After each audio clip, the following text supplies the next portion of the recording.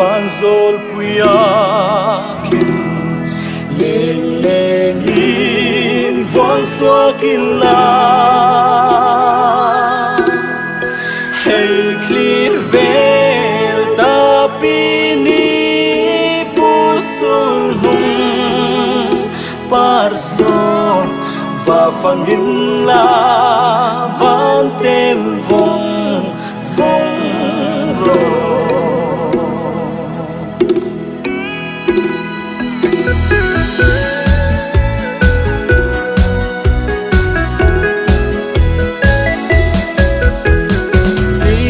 hong in eng xoang ma nghe tin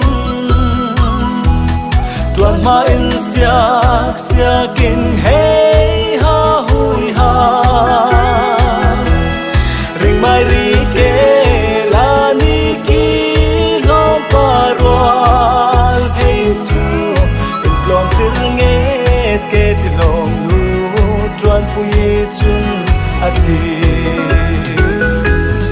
tuan bu thak huna hong chang chun a thak ding in lian tui cho yin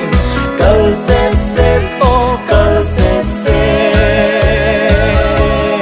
tin in choi dai dai ke tin in choi dai dai ke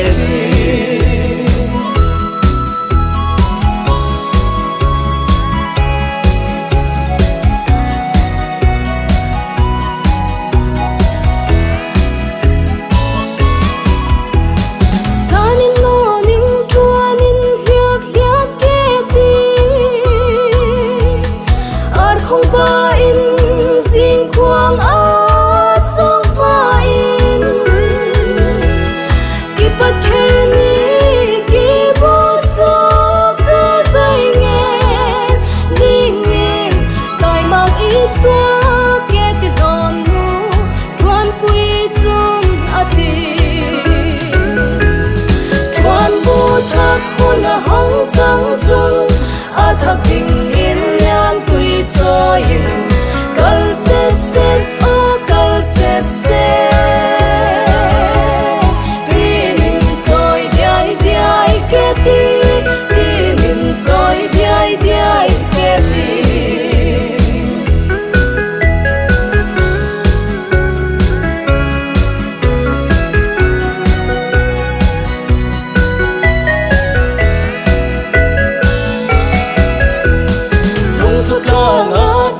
ma ang sát lai chung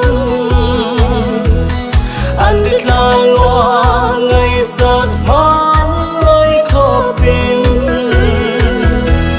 an xiang sa tuan in hang hun na hong ma kan rivali sa clearing an sa esen tung bumin là hong chang chun a thak ding in lian tui cho yin kan